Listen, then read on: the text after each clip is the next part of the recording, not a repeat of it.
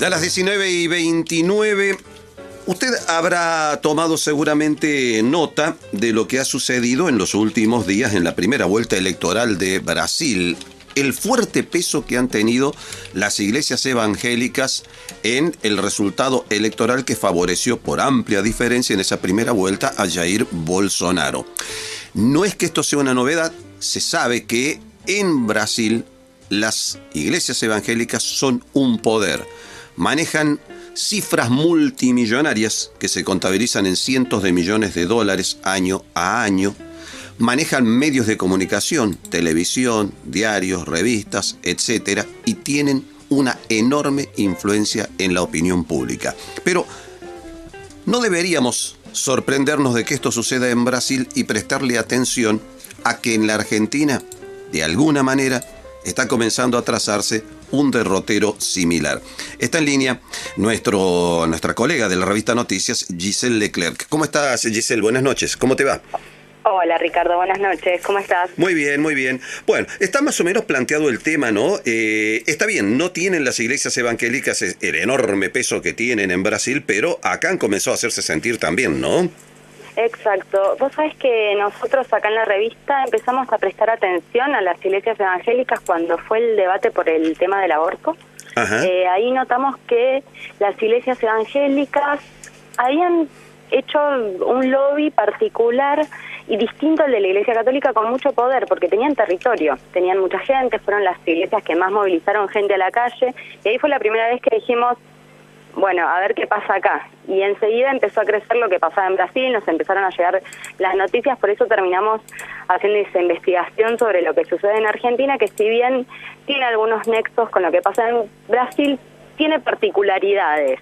El caso de Brasil, bueno, lo lleva Bolsonaro a la presidencia, acá estamos lejos, creemos todavía de eso, pero sí hay que reconocer que tienen un peso territorial fuerte y cada vez más contactos con el poder. En el caso de Brasil, digamos, tienen un pensamiento, a juzgar por lo que se ha podido apreciar, bastante homogéneo, bastante direccionado. No sé si es lo mismo que sucede en Argentina, ¿no? Bueno, en Brasil la Iglesia Universal, que tiene presencia acá en Argentina, es una de las más fuertes. Sin embargo, acá en nuestro país, la Iglesia Universal, que es la que vemos en la televisión, los que hablan en ese portugués con español, es distinta al resto de las iglesias evangélicas que hay en la Argentina. De hecho, no tienen contacto con las demás organizaciones y asociaciones que nuclean al resto. Están bastante aisladas en nuestro país. Ajá. Nosotros recordábamos, por ejemplo, aquí en una elección a intendente aquí en Córdoba, año 2003, cuando el primer y único mandato de Luis Juez, justamente tuvo importante participación la iglesia conocida por la sigla Medea. Mira, sí, bueno, eso se está empezando a ver cada vez más. Ahora hay un pastor en Neuquén que a nivel provincial se dice que quiere disputar la gobernación el año que viene. Desde AFIERA, que es la asociación que más iglesias evangélicas nuclea en la Argentina, plantean que cualquier pastor que quiera dedicarse a la vida política debería abandonar su vida ministerial. Ellos no quieren un partido evangélico, sino que apuestan a que sus referentes se metan en la estructura tradicional de los partidos que ya existen. Ajá, claro. Me estaba acordando también, en la última elección presidencial en Costa Rica, no hace mucho tiempo, justamente competía un pastor. Exacto.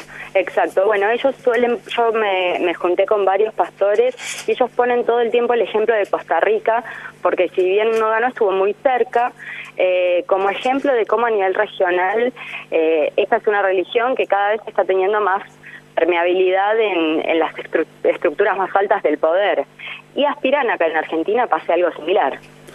Ahora, en este caso, digamos, han tenido posiciones de cercanía con los sectores más conservadores, curiosamente, de la Iglesia Católica Argentina, ¿no? En temas como, por ejemplo, el aborto, etcétera, ¿no? Y sí, bueno, en este caso, lo que nos comentaban todos, incluso desde adentro de la Iglesia Católica, es que por primera vez tuvieron que separar diferencias históricas porque hay causas comunes que los unen. En este caso, en el debate sobre el aborto no había discusión, que la mayoría de las iglesias evangélicas y la Iglesia Católica pensaban lo mismo, y cada uno aportó su sus herramientas, quizás la Iglesia Católica, la estructura consolidada en el Estado, y las iglesias evangélicas, la gente. Pero sí, tuvieron mucha sintonía y trabajan en conjunto. De hecho, acá en Provincia de Buenos Aires, hace poquito, una mesa de diálogo con la gobernadora María Eugenia Vidal, en la que estuvo Cáritas, y por primera vez hubo referentes de las iglesias evangélicas para paliar la crisis en las zonas vulnerables. Vos lo dijiste al principio, ahora ya pueden decir lo que antes podía sostener la Iglesia Católica, ¿no? Y es que tienen territorio. Tienen territorio. La verdad, quizás uno lo sabía, pero a mí personalmente nunca le había prestado atención a la dimensión, pero el trabajo que hacen en cárceles, el trabajo que hacen en villas, el trabajo que hacen en geriátricos, la verdad tienen un trabajo social muy fuerte y muchas veces están donde no está el Estado o donde no están otras iglesias tampoco, y eso les hace tener un capital humano que es envidiable para otros sectores. Ahora, de todas maneras, esa forma de pensamiento, si se quiere, neoconservador, ¿es uniforme o hay matices entre las iglesias evangélicas en Argentina? Bueno, ahí hay matices. Si bien Asiera, que es esta que te comentaba, es la asociación más grande, dice que todos los cristianos evangélicos deberían pensar lo mismo respecto del aborto, respecto de la sexualidad, hay otras iglesias evangélicas que dicen justamente lo contrario, que como ellos no son la Iglesia Católica, que tiene un papa y una línea vertical y un dogma único, cada iglesia debería poder interpretar la Biblia según sus propios valores. De hecho, hay pastores que están a favor del matrimonio igualitario, hay pastores que están a favor del aborto y la educación sexual, pero bueno, la mayoría plantea lo contrario. Curiosamente eso replica el debate que se produce puertas adentro del catolicismo también, ¿no? Exacto, aunque la diferencia con el catolicismo es justamente esta estructura jerárquica. Hay un líder que es el que dice más o menos cuál es la línea de pensamiento general. En este caso no hay una autoridad máxima, no hay un papa de las iglesias evangélicas, entonces es más horizontal ese debate. Bueno, es un poco ayuda el viejo concepto justamente que vos mencionabas recién de la libre interpretación de los textos bíblicos, ¿no? Exacto, exacto. Algunos, bueno, para explicar esta interna, muchos se remontan a la Reforma Protestante, que justamente de ahí surgen la mayoría de las iglesias evangélicas que conocemos, la Iglesia Protestante, y la gran ruptura fue esa, fue decir, la Biblia no se tiene que interpretar únicamente de esa manera, ni mediada por los seres humanos. Digo, los evangélicos tienen una comunicación mucho más directa con Dios, sin mediaciones, claro. ¿Entiendes? Sí, sí. Ahora, en Brasil ellos han conseguido representación parlamentaria, ¿no? Cosa que todavía estamos, no sé, cuán lejos estamos de ver en Argentina, ¿no? Acá empiezan a haber algunos legisladores, hace no más de 2 años que el conocido Olmedo, el señor de la campera amarilla, sí, se bautizó. El hombre que sorteaba camionetas Toyota.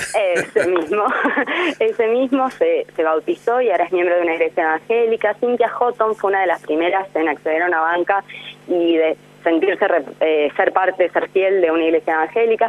Están apareciendo algunos legisladores, todavía no hay nadie que tenga un cargo predominante, con un peso demasiado fuerte, pero bueno, están apareciendo y son cada vez más.